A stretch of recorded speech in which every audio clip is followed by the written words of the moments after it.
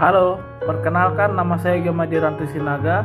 Saya dari jurusan Teknik Mesin angkatan 2017 Universitas Sultan Ageng Tirtayasa.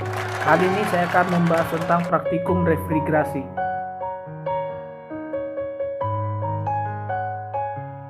Kali ini saya akan membahas tentang sejarah dari mesin refrigerasi. Jadi, mesin refrigerasi itu pada awalnya itu didapatkan dari pemikiran manusia tentang makanan dan minuman yang cepat membusuk.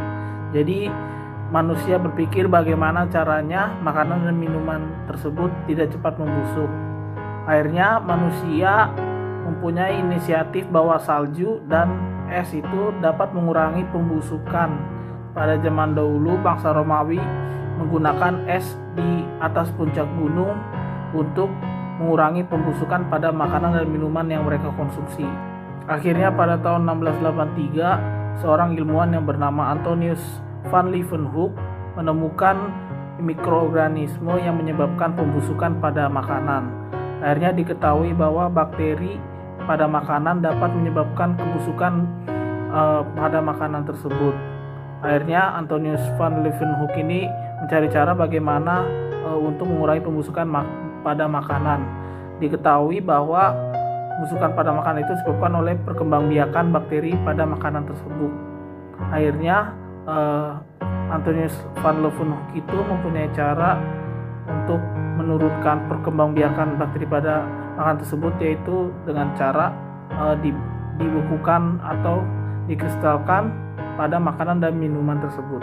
Akhirnya pada tahun 1790, seorang ilmuwan yang bernama Thomas Harris dan John Long, seorang berkebangsaan Inggris, menemukan suatu alat di mana alat tersebut di dalamnya itu dapat membuat suhu rendah. Akhirnya alat tersebut dikembangkan sampai sekarang yang kita kenal sampai sekarang, yaitu adalah sistem refrigerasi.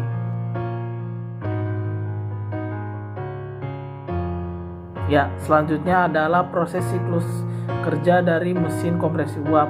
Jadi proses siklus kerja dari mesin kompresi uap itu dibagi menjadi 4, yaitu adalah proses kompresi, yang kedua adalah proses kondensasi, yang ketiga adalah proses ekspansi, yang keempat adalah proses evaporasi. Ya, yang pertama adalah proses kondensasi. Jadi proses kondensasi ini berlangsung di kompresor dan berlangsung secara isentropik.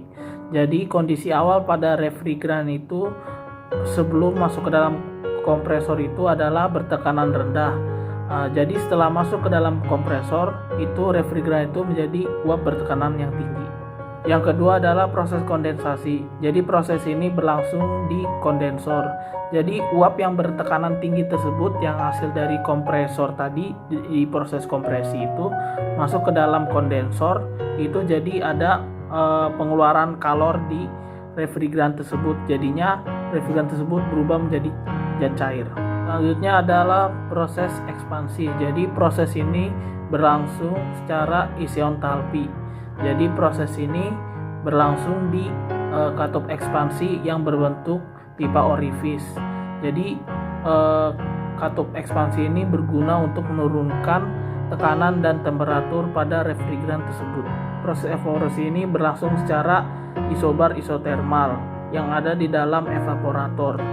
Jadi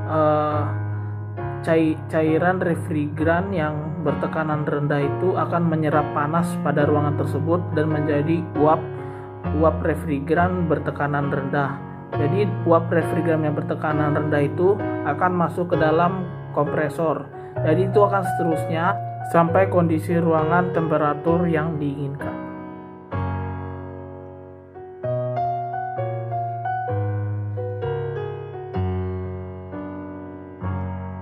Selanjutnya saya akan menjelaskan tentang diagram pH dan diagram TS.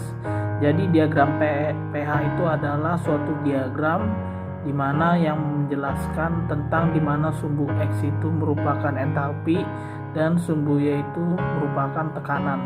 Diagram pH itu terdapat proses. Jadi proses yang pertama adalah proses 1 ke 2. Jadi proses 1 ke 2 itu adalah proses kompresi, di mana itu mengubah dari tekanan yang rendah menjadi tekanan yang tinggi.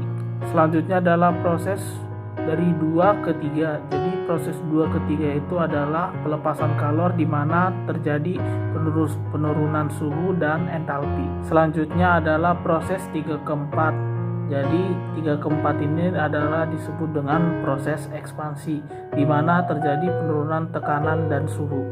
Selanjutnya adalah proses dari 4 ke 1. Jadi 4 ke 1 ini disebut juga proses evaporasi di mana terjadi penarikan kalor sehingga terjadi kenaikan pada entalpi tersebut.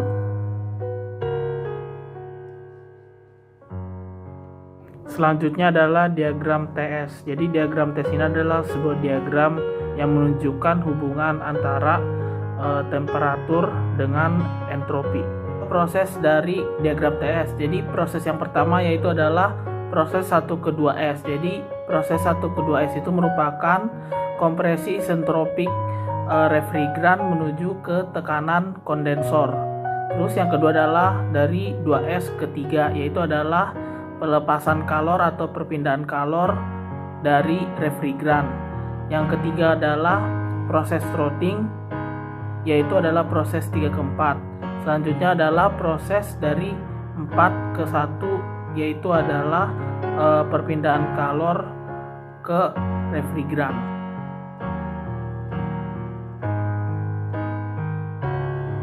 Demikianlah penjelasan saya mengenai tentang refrigerasi. Terima kasih.